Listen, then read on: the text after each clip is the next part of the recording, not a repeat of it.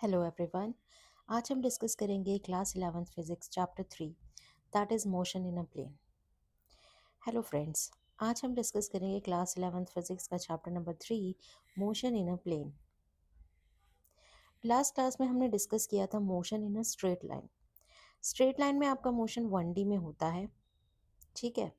But यहाँ पे हम प्लेन की बात कर रहे हैं, दैट इज़ 2D। आपका जो मोशन है वो 2D में होगा, ठीक है।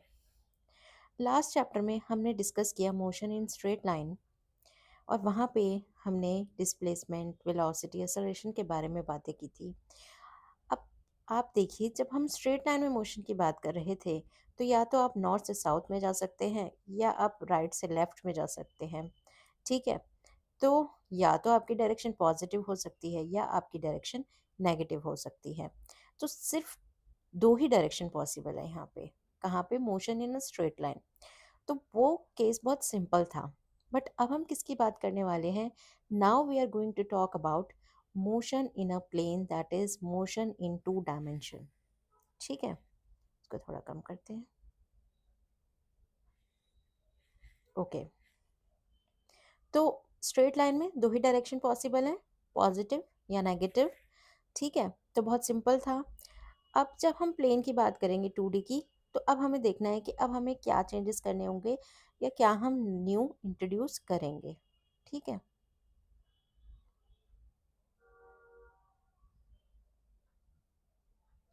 Now for motion of an object in 2D, अगर आप प्लेन में मोशन की बात कर रहे हैं तो हम 2D की बात कर रहे हैं, और अगर हम स्पेस में बात कर रहे हैं तो हम 3D की बात कर रहे हैं, ठीक है। तो ऐसे मोशन को स्टडी करने के लिए हमें वेक्टर्स को यूज़ करना होगा, ठीक है। We need to use vectors. तो वेक्टर्स को यूज़ करने के लिए पहले हमें वेक्टर्स को अंडरस्टैंड करना होगा। तो इसीलिए आज का जो टॉपिक है वो हमारा वेक्टर्स ही है। पहले हम वेक्टर्स को डिस्कस करेंगे और उसके बाद हम आगे मोशन की बात करेंगे, ठीक है। तो वेक्टर्स को बात करने से पहले आपको अंडरस्टैंड करना ज़रूरी है कि स्केलर्स और वेक्टर्स के बीच में क्या डिफरेंस है, ठीक है। क्वांटिटीज़, फिजिकल क्वांटिटीज़ जैसे कि मास, वेलोसिटी, स्पीड, एक्सेलरेशन, ये सब क्या है? ये फिजिकल क्वांटिटीज़ है जिन्हें हम मेज़र करते हैं, ठीक है। अब इन्हें हम दो कैटेगरीज में डिवाइड कर देते हैं, one is scalars and another is vectors. तो स्केलर्स में क्या होता है? स्केलर्स में डायरेक्शन एसोसिएट नहीं होती, ठीक है। Direction is not associated, but vectors में डायरेक्शन एसोसिएट होती है, और इसीलिए इतना इंपॉर्टेंट है, ये आपको ध्यान रखना है कि अगर हम वेक्टर्स की बात कर रहे हैं तो आपको डायरेक्शन की भी बात करनी होगी, ठीक है। तो स्केलर्स क्या हैं? ऐसी फिजिकल क्वांटिटीज जहाँ पे सिर्फ मैग्नीट्यूड होता है, डायरेक्शन नहीं होती, ठीक है। ए क्वांटिटी विद मैग्नीट्यूड ओनली, जहाँ सिर्फ मैग्नीट्यूड होगा, जैसे कि डिस्टेंस, आप कहते हो इतने किलोमीटर, 10 किलोमीटर या इतने मीटर। मास जैसे कि 25 किलोग्राम, आप कभी डायरेक्शन की बात नहीं करते इन सब चीज़ों में। जैसे कि टेम्परेचर हो गया, टाइम हो गया, यहाँ से हम उनके मैग्नीट्यूड की बात कर रहे हैं, यहाँ पे हम डायरेक्शन की बात नहीं कर रहे हैं, ठीक है। अब आते हैं वेक्टर्स। वेक्टर्स क्या है? एक quantity which has both magnitude and direction. वो क्वांटिटी जहाँ पे कि मैग्नीट्यूड भी है और जहाँ पे कि डायरेक्शन भी है, ठीक है। जैसे कि डिस्प्लेसमेंट, वेलोसिटी, एक्सेलरेशन, फोर्स। जब हम डिस्प्लेसमेंट की बात करते हैं तो हम बताते हैं कि नॉर्थ साउथ कौन सी डायरेक्शन है। ऐसी वेलोसिटी के साथ भी हमें डायरेक्शन बतानी होती है, acceleration, force and so on. तो ये कुछ एग्जांपल हैं, ऐसे ही बहुत सारे एग्जांपल है स्केलर्स एंड वेक्टर्स की। जैसे जैसे हम आगे बढ़ेंगे वैसे वैसे हमें इनके और एग्जांपल्स पढ़ते जाएंगे, ठीक है। अब स्केलर्स तो हमने देख लिया कि यहाँ पे सिर्फ मैग्नीट्यूड की बात होती है, डायरेक्शन की बात नहीं होती, ठीक है। ये स्पेसिफाई किससे होता है? It is specified by a single number. इसे हम एक सिंगल नंबर से स्पेसिफाई करते हैं। तो आप मान सकते हो कि स्केलर्स एक्चुअली क्या है? दीज आर ओनली नंबर्स, ठीक है, ये नंबर्स ही हैं। तो इसीलिए जब हमें स्केलर्स को कंबाइन करना होता है तो हम कौन से रूल्स यूज़ करेंगे? हम ऑर्डिनरी अलजेब्रा, जो नंबर्स के लिए जो रूल्स यूज़ होते हैं वही रूल्स यहाँ पे यूज़ होंगे, ठीक है। तो स्केलर्स को आप ऐड कर सकते हो, सब्ट्रैक्ट कर सकते हो, मल्टीप्लाई एंड डिवाइड कर सकते हो, जैसे कि आप ऑर्डिनरी नंबर्स को करते हो। तो यहाँ पे हमें स्पेसिफिक रूल्स या कुछ नया सीखने की ज़रूरत नहीं है। आपको वही सब यूज़ करना है जो आप नंबर्स के लिए यूज़ करते हो, ठीक है। अब आते हैं वेक्टर्स के ऊपर। वेक्टर्स। वेक्टर्स मैंने आपको बताया कि यहाँ पे मैग्नीट्यूड भी होगा, ऐसी फिजिकल क्वांटिटी जहाँ पे मैग्नीट्यूड भी होता है और जहाँ पे डायरेक्शन भी होता है, और ये क्या ओबे करता है, ये triangular law of addition use करता है। ठीक है, तो वेक्टर्स में आपको ध्यान रखना है कि ये नंबर्स की तरह नहीं है कि आपने इनको ऐड सब्ट्रैक्ट वैसे ही कर दिया जैसे आप नंबर्स को करते हैं। इनको ऐड सब्ट्रैक्ट करने के लिए स्पेसिफिक रूल्स होते हैं जिनको आपको फॉलो करना पड़ता है, जैसे कि एडिशन के लिए ट्रायंगुलर लॉ ऑफ एडिशन है, पैरेललोग्राम लॉ ऑफ एडिशन है, ठीक है? तो ये सब आपको रूल्स ऑबे करने पड़ते हैं। आप इस तरीके से इसको इनको नंबर्स की तरह ऐड या सब्ट्रैक्ट नहीं कर सकते। अब आते हैं वेक्टर को स्पेसिफाई कैसे करते हैं। देखो, वेक्टर जब भी आपको दिखेगा कि या तो वो बोल्ड में है, ठीक है? या तो वो बोल्ड में लिखा होगा आपकी बुक में, या फिर आपकी बुक में वो एक एरो के साथ लिखा होगा।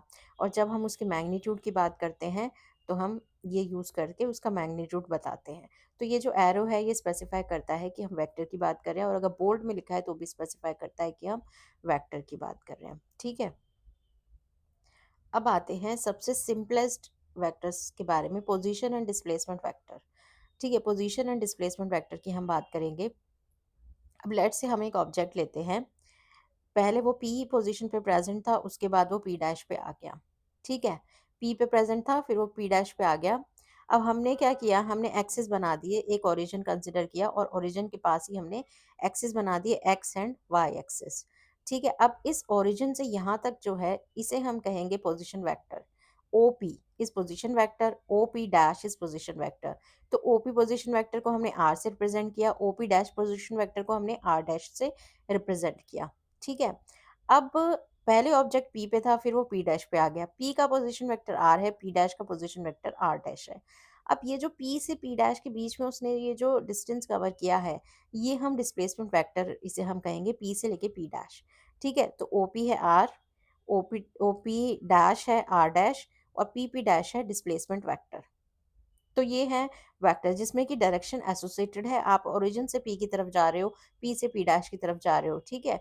तो इसलिए यहाँ पे डायरेक्शन स्पेसिफाई है, और इसलिए ये क्या है, vectors, position and displacement vector. अब डिस्प्लेसमेंट वेक्टर को थोड़ा हम और अंडरस्टैंड करते हैं। पी से क्यू, लेट से आपका एक पार्टिकल है, वो पी से क्यू गया, ठीक है? पी से क्यू चला गया। अब पी से क्यू जब वो जा रहा है, तो यहाँ पे देख सकते हो कि यहाँ पे 3 पाथ दिखाए हुए हैं, वो किसी को भी फ़ॉलो कर सकता है। आपको एक पॉइंट से दूसरे पॉइंट जाना है, आप बहुत लंबा रास्ता लेके भी जा सकते हो, आप छोटा रास्ता लेके भी जा सकते हो, आप एक रेक्टेंगल बनाते हुए भी जा सकते हो, ठीक है? बट पी से क्यू तक जो स्ट्रेट लाइन रास्ता आपको तय करना चाहिए था, वो आपका डिस्प्लेसमेंट है।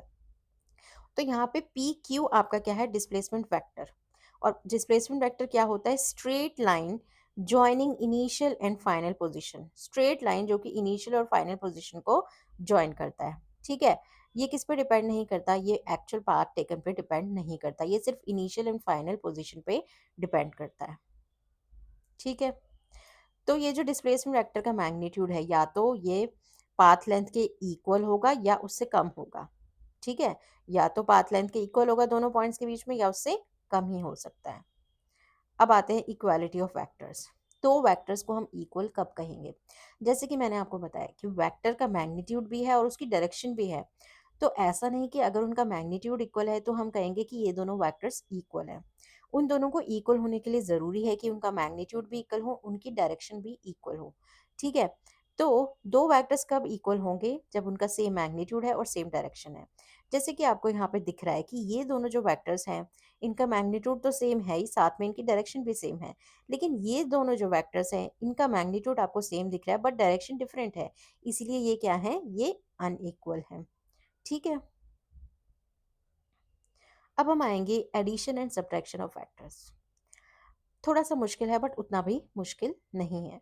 बस आपको दो लॉज याद रखने हैं एडिशन के लिए। एडिशन ही सब्ट्रैक्शन उससे हो जाता है, ठीक है? तो दो लॉज क्या है, first is triangular law and the other is parallelogram law of addition. पहला क्या है, ट्रायंगुलर लॉ ऑफ एडिशन, और दूसरा क्या है, पैरेललोग्राम लॉ ऑफ एडिशन, ठीक है? ये देखिए, ये है, यहाँ पे हमने दो वेक्टर्स हमें गिवन है। अब हमें ध्यान से देखना है कि what is triangular law of addition. Triangular law of addition में हम क्या करते हैं, हम हेड टू टेल, ये हेड है, ये टेल है, हमने हेड टू टेल वेक्टर को प्लेस किया, और फिर हमने टेल से दूसरा वेक्टर प्लेस किया, ठीक है? तो क्या हुआ, अब अगर हम एक और लाइन प्लेस कर दें यहाँ से यहाँ तक, तो ये क्या बन गया, ये एक ट्रायंगल बन गया। ये एक ट्रायंगल बन गया और ए से जहाँ से आपने शुरू किया था उस पॉइंट से लेके जहाँ आपने एंड किया उस पॉइंट तक आपने एक वेक्टर ड्रॉ किया। वो जो वेक्टर है उसे हम कहते हैं रिजल्टेंट वेक्टर या फिर addition of these two vector, that is A plus B. ठीक है? तो ट्रायंगुलर लॉ ऑफ एडिशन क्या है? इसे हम कहते हैं हेड टू टेल मेथड भी। क्यों? क्योंकि आपको ध्यान रखना है कि वेक्टर्स को कैसे प्लेस किया गया है, ऐसे ही प्लेस कर दोगे तो गलत हो जाएगा। आपको करना है हेड टू टेल प्लेस। जिसको आप जिससे ऐड करा रहे हो, पहला वेक्टर जिसको आपने प्लेस किया उसको आपने हेड टू टेल रख दिया, उसके बाद आपने दूसरा वेक्टर लिया उसको हेड टू टेल रख दिया, ठीक है? और उसके बाद आपने जहाँ से शुरू किया था, जहाँ एंड हो रहा है, वहाँ से आपने एक वेक्टर ड्रॉ कर दिया उसी डायरेक्शन में, तो वो आपका resultant vector A plus B हो गया। ठीक है? तो ट्रायंगुलर लॉ हम क्यों कह रहे हैं? क्योंकि ये जो ए प्लस बी ने जो ट्रायंगल बनाया उसकी जो थर्ड साइड है वो आपका रिजल्टेंट है, which is A plus B. और डायरेक्शन आपको याद रखनी है, जहाँ से आपने स्टार्ट किया जिस वेक्टर से और जहाँ पे एंड हुआ उसी डायरेक्शन में आपको ये वेक्टर लगाना है, which is A plus B. इसीलिए इसे हम हेड टू टेल मेथड भी कहते हैं। ये आपको याद रखना है, बहुत इंपॉर्टेंट है। ठीक है, सिंपल है। तो two vectors and their resultant make three sides of triangle, hence triangular law, इसीलिए हम इसे ट्रायंगुलर लॉ कहते हैं। ओके, अब हम आते हैं कॉम्यूटेटिव लॉ के ऊपर। कॉम्यूटेटिव लॉ क्या है? कॉम्यूटेटिव लॉ है कि अगर हम ए प्लस बी करें या फिर हम बी प्लस ए करें, ठीक है, आप ए प्लस बी कर लो या बी प्लस ए कर लो, ये सेम ही रहेगा। ठीक है? इसको आप देखो, अंडरस्टैंड कर सकते हैं। ए प्लस बी में पहले हम ए वेक्टर लगाते हैं, उसके बाद हम बी वेक्टर लगाते हैं। तो अगर आपको बी प्लस ए करना है तो पहले आपने बी वेक्टर प्लेस किया, कर दिया, और उसकी टेल पे आपने ए वेक्टर प्लेस कर दिया, और फिर अगेन जहाँ से शुरू किया था जहाँ पे एंड किया, जहाँ से शुरू किया था जहाँ पे एंड किया, वहाँ से आपने एक वेक्टर ड्रॉ कर दिया। तो आपको क्या मिल गया? Resultant, which is B plus A, which is same as the above. जो हमने पहले किया था वही हमें अब मिल गया। तो A plus B is equal to B plus A, that is the commutative law. ठीक है, सिंपल है। अब आते हैं एसोसिएटिव लॉ के ऊपर। एसोसिएटिव लॉ जैसे आपके नंबर्स में होता है कि चाहे आप ए प्लस बी पहले ऐड कर लो और उसमें सी ऐड करो, या फिर पहले आप बी प्लस सी को ऐड करो और उसमें आप ए को ऐड करो, तो आपको सेम ही रिजल्ट मिलेगा। This is associative law. अब देखते हैं ये कैसे हम प्रूव कर सकते हैं। ये देखो, इन दो इस डायग्राम से प्रूफ हो जाएगा। ए प्लस बी को पहले ऐड करते हैं। ये हमने ए बना दिया, ये हमने बी बना दिया, ठीक है? तो आपका रिजल्टेंट क्या हो गया? ये आपका रिजल्टेंट हो गया ए प्लस बी। उसके बाद आपने क्या किया? यहाँ पे आपने सी प्लेस कर दिया। अब ए प्लस बी और सी को ऐड कर दिया, तो ये आपका हो गया ए प्लस बी प्लस सी। ठीक है, अब हम दूसरा करते हैं। पहले हमने बी को प्लेस कर दिया, फिर हमने सी को प्लेस कर दिया, तो यहाँ से यहाँ आपका बी प्लस सी हो गया। फिर इसके साथ ही हमने, ठीक है, ये आपका बी प्लस सी हो गया। फिर हमने ए को प्लेस कर दिया यहाँ पे, तो ये क्या हो गया? ये आपका यहाँ से यहाँ क्या हो गया? ए प्लस बी प्लस सी। ठीक है, ए प्लस बी प्लस सी, तो दोनों सेम ही आपको दिख रहे हैं दोनों डायग्राम में। एसोसिएटिव लॉ भी प्रूफ हो गया। ठीक है, अब अगर लेट से आपके पास एक वेक्टर है और उसका एक अपोजिट वेक्टर है, ए प्लस माइनस ए, तो आपको क्या मिलता है? Zero. That is null vector. तो नल वेक्टर क्या है? जिसका मैग्नीट्यूड जीरो है। ठीक है, और वो कैसे आता है? आपने एक वेक्टर लिया और उसका आपने अपोजिट वेक्टर ले लिया, तो आपको क्या मिल जाता है? Null vector. ठीक है, अब हम आएंगे, sorry, sum of two vectors, sorry, subtraction of two vectors. ठीक है, subtraction of two vectors actually क्या है कि आपको दो वेक्टर्स को ऐड करना है, एक है ए और एक है माइनस बी, तो आपका सब्ट्रैक्शन हो गया। अब इस डायग्राम को ध्यान से देखिए। इस डायग्राम में हमने क्या किया है? ये देखो, यहाँ पे ए ड्रॉ किया हेड टू टेल, फिर हमने बी ड्रॉ किया हेड टू टेल, यहाँ से यहाँ तक हेड टू टेल आ गया ए प्लस बी। ठीक है, अब हमने इसका अपोजिट ले लिया, तो ये आ गया माइनस बी, माइनस बी। ठीक है, ये ए है, ये माइनस बी, तो यहाँ से यहाँ आपका क्या आ गया? ए माइनस बी। ठीक है, तो बस हो गया। जिसका आपको जो सब्ट्रैक्ट करना है उसका आपको अपोजिट लेके उसको ऐड कर देना है आपके वेक्टर से, आपके पास सब्ट्रैक्शन हो जाएगा। ठीक है, अब हम आते हैं दूसरे लॉ ऑफ एडिशन पे, which is also very very important, that is parallelogram law of addition of vectors. अब पहले तो मैंने आपको बताया था आपको हेड टू टेल प्लेस करना है वेक्टर्स को। इस लॉ लॉ ऑफ एडिशन में पैरेललोग्राम वाले में आपको ध्यान रखना है कि आपको पहले दो वेक्टर्स को एक कॉमन ओरिजिन पे लेके आना है। ठीक है, आपने ए को लेके आए, फिर आप बी को लेके आए, फिर आपने क्या किया, फिर आपने यहाँ पे ये साइड्स बना दी, ये आपने साइड्स बना दी, पैरेललोग्राम बन गया एक। ठीक है, दिख रहा है ना पैरेललोग्राम। अब इस पैरेललोग्राम का आपने एक डायगोनल ले लिया, वो आपका रिजल्टेंट होगा। यही है पैरेललोग्राम लॉ ऑफ एडिशन।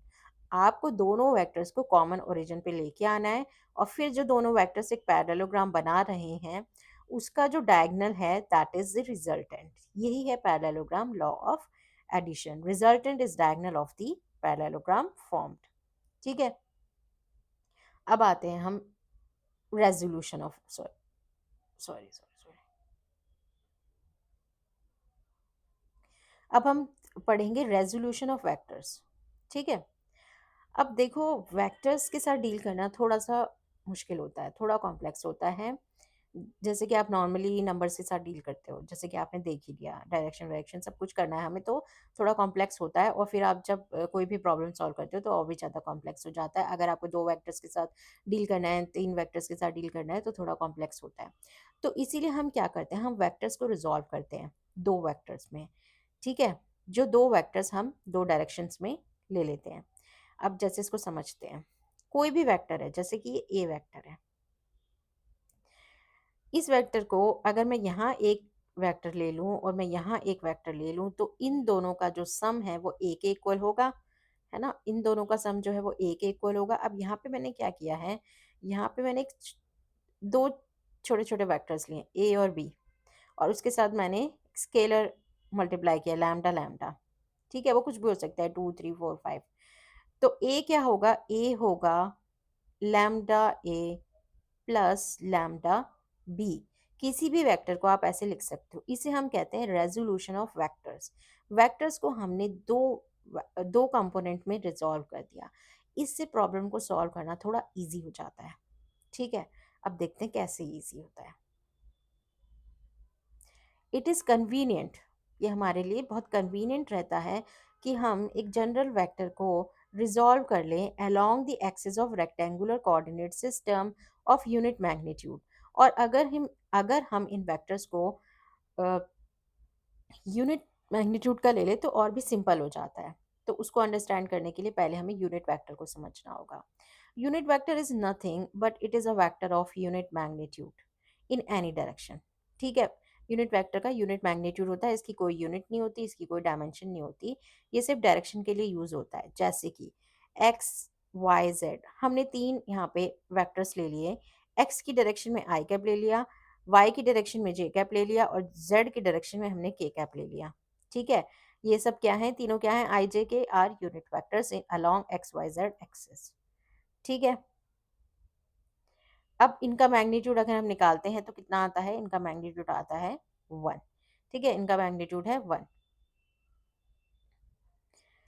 और ये वेक्टर्स एक दूसरे के परपेंडिकुलर हैं, जैसे आपको तो दिख रहा था डायग्राम में। ठीक है, अब किसी भी वेक्टर को आप यूनिट वेक्टर को यूज करके लिख सकते हो। जैसे कि कोई वेक्टर ए है, आप उसको लिखोगे पहले मैग्नीट्यूड, फिर उसके साथ आप लिखोगे यूनिट वेक्टर। इससे क्या है, यूनिट वेक्टर क्या स्पेसिफाई कर रहा है, उसकी डायरेक्शन, क्योंकि वो उसकी डायरेक्शन क्या है, अलोंग ए। ठीक है, तो कोई भी वेक्टर को आप यूनिट वेक्टर की फॉर्म में लिख सकते हो, A is equal to magnitude of A multiplied by unit vector N cap. ठीक है, ये हम एनसीईआरटी को फॉलो कर रहे हैं। ठीक है, एनसीईआरटी इज फॉलोड हियर। अब ये वेक्टर लेते हैं ए, और हमने ये रेक्टेंगुलर एक्सिस ले लिया, एक्स और वाई, ये थीटा एंगल बना रहा है एक्स एक्सिस के साथ। हमने इसे रिजॉल्व कर दिया, एक हमने यहाँ पे ले लिया कंपोनेंट, एक हमने यहाँ पे ले लिया कंपोनेंट। एक को हम कह रहे हैं A1 जो कि एक्स एक्सिस के अलोंग है, एक को हम कह रहे हैं A2 जो कि वाई एक्सिस के अलोंग है। ठीक है, जो A1 है उसे हमने ले लिया AX आई कैप, और जो A2 है हमने उसे ले लिया AY जे कैप। तो वेक्टर क्या हो गया, A1 प्लस A2, AX आई कैप और AY जे कैप। ठीक है, अब यहाँ से सिंपली आपको दिख रहा है कि ए एक्स क्या है, A x is A cos theta, and A y क्या है, A y is A sine theta. अगर मैं इन दोनों को सॉल्व करूँ तो A x square plus A y square कितना आ जाएगा ए स्क्वायर, तो वही यहाँ पे आ गया। ठीक है, तो ये आ गया, यहाँ से हम इसका मैग्नीट्यूड फाइंड आउट कर सकते हैं।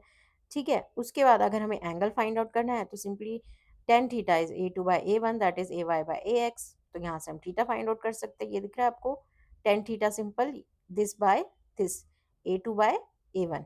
ठीक है, तो इस तरीके से हम इसका एंगल फाइंड आउट कर सकते हैं। अब हम बात करते हैं वेक्टर लाइंग इन 3D। ठीक है, अगर आपका वेक्टर 3D में लाई कर रहा है तो हम उसको कैसे रिजॉल्व करेंगे, ये भी बहुत सिंपल है। ये आपका वेक्टर है ए। ठीक है, अब इस ए वेक्टर को हमने मान लिया कि ये एक्स एक्सिस के साथ अल्फा एंगल बना रहा है, वाई एक्सिस के साथ बीटा एंगल बना रहा है और जेड एक्सिस के साथ गामा एंगल बना रहा है।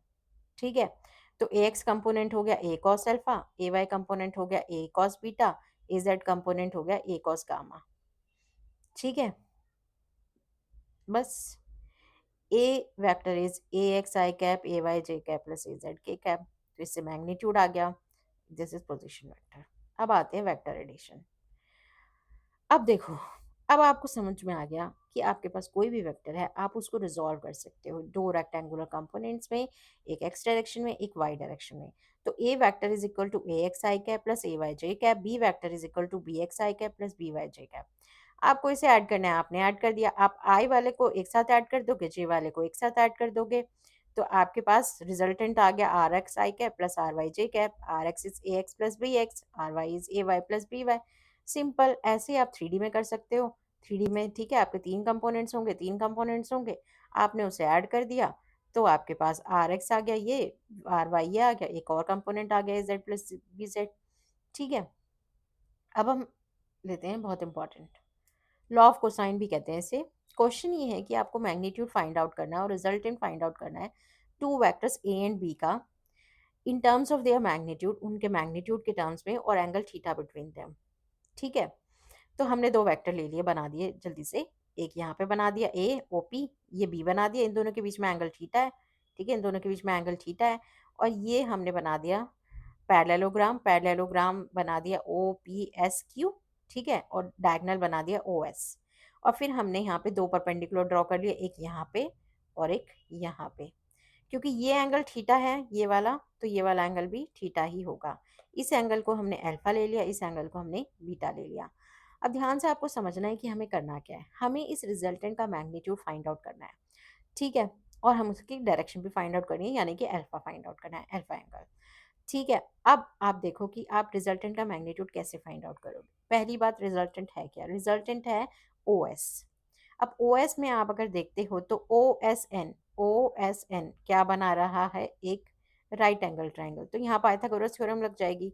ठीक है, यहाँ पाइथागोरस थ्योरम लग जाएगी। पाइथागोरस थ्योरम क्या कहती है, O S square is equal to O N square plus S N square. ठीक है, O S square is equal to S N square plus O N square. अब एस एन क्या है और ओ एन क्या है, एस एन देखो क्या है। ठीक है, देखो क्या है, ये क्या है, ये बी है, ये वेक्टर क्या है बी, इसका मैग्नीट्यूड तो बी है ना, तो ये क्या हो गया बी कॉस थीटा। ठीक है, अब हम ओ एन की बात करते हैं, ये क्या है ए, और ये क्या हो गया बी साइन थीटा। ठीक है, ये बी कॉस थीटा, ये बी साइन थीटा है। तो एस एन क्या है बी कॉस थीटा, और ओ एन क्या है ए प्लस बी साइन थीटा। ठीक है, अब हम इसको सब्सटीट्यूट करते हैं, सॉरी, ये देखो O S square is equal to O N square plus S N square A plus B cos theta square and B sine theta square. अभी से आप इसको ओपन कर दो, दो टर्म आ गए बी स्क्वायर और B square sine square theta, इसको आप ऐड करोगे, sine square theta plus cos square theta is equal to 1। तो हमें मिल गया A square plus B square plus two A B cos theta. O S क्या है आर, तो ये आ गया R square is equal to this. तो रिजल्टेंट का मैग्नीट्यूड कितना आ गया, रिजल्टेंट का मैग्नीट्यूड आ गया under square root A square plus B square plus two A B cos theta, theta is the angle between two vectors. Simple. ठीक है, तो हमने मैग्नीट्यूड फाइंड आउट कर लिया। अब हमें इसे हम लॉ ऑफ कोसाइंस भी कहते हैं। ठीक है, इसे हम लॉ ऑफ कोसाइंस भी कहते हैं। अब हमें अल्फा भी फाइंड आउट करना है, लेट्स सी हम अल्फा कैसे फाइंड आउट कर सकते हैं। एस एन और पी एम को देखते हैं, S N and P M. देखो S N, B cos theta बताया था मैंने आपको, एस एन क्या है बी कॉस थीटा। कुछ और भी हो सकता है, कुछ और भी हो सकता है क्या, आर साइन अल्फा, ठीक है, आर साइन अल्फा। तो इसका मतलब एस एन की दो वैल्यूज हैं, B cos theta and R sine alpha. तो हम इनको एक्वेट करेंगे। अभी इसको छोड़ते हैं, अब हम आगे आते हैं पीएम पे। पीएम देखो, ये है पीएम। पीएम की दो वैल्यूज देखनी है। पीएम की दो वैल्यूज क्या होंगी? पीएम की दो वैल्यूज होंगी B sine beta, B sine beta and A sine alpha, ठीक है। तो अब इन दोनों को हमने, इसका मैंने बताया था आर साइन अल्फा और बी साइन थीटा, इक्वेट किया, ये आ गया। A sine alpha B sine beta equate किया, ये आ गया। अब बी साइन अल्फा दोनों में कॉमन है, इसमें भी कॉमन, इसमें भी कॉमन, इसको हमने दोनों को साथ में ले लिया। तो R sine theta by A sine beta by B sine alpha, law of sines, ठीक है। साइन अल्फा यहाँ से निकाल लिया, ये आ गया। ये आपका डायरेक्शन ऑफ रिजल्टेंट आ गई। एक और तरीका है डायरेक्शन ऑफ रिजल्टेंट निकालने का, वो है टेन अल्फा निकालना। टेन अल्फा सिंपल है, S N by O P plus P N, ठीक है, B sine theta by A plus B cos theta. यहाँ से डायरेक्शन ऑफ रिजल्टेंट आ गया। This is law of cosine, it gives magnitude of resultant, ठीक है। एक बार देख लेते हैं टेन अल्फा वाला जो मैंने आपको बताया है डायग्राम के थ्रू। ये देखो अल्फा ये है ना, तो टेन अल्फा क्या होगा? This by this. तो simple S N by O N, S N तो हमने निकाला ही था बी कॉस थीटा, और ओ एन भी मैंने आपको बताया था ए प्लस बी साइन थीटा। तो इससे भी हम अल्फा फाइंड आउट कर सकते हैं। अब हम एक एग्जाम्पल लेंगे और इसी के साथ ये फिनिश हो जाएगा। एग्जाम्पल लेते हैं, पहले हम अंडरस्टैंड करेंगे क्वेश्चन को। क्वेश्चन ये है कि एक मोटर बोट है जो कि रेस कर रहा है towards north at 25 kilometre per hour, ठीक है, तो नॉर्थ की तरफ। तो ये देखो, पहले मैंने डायरेक्शन बना ली, पहले मैंने डायरेक्शन बना ली नॉर्थ साउथ ईस्ट वेस्ट। पहले आपको बता दिया कि रेस करा है नॉर्थ की तरफ, तो ये आपने एक वेक्टर बना लिया, वी भी दे दिया ऐसे नाम, क्योंकि मोटर बोट की डायरेक्शन है। वाटर करंट के बारे में बताया गया है कि वो है 10 किलोमीटर पर आवर, और उसकी डायरेक्शन है 60 degree east of south, south के 60 डिग्री ईस्ट। तो ये है आपका साउथ, तो इसके 60 डिग्री ईस्ट, ठीक है। तो इस डायरेक्शन में आपका दूसरा वेक्टर आ गया वी सी, करंट की वेलोसिटी।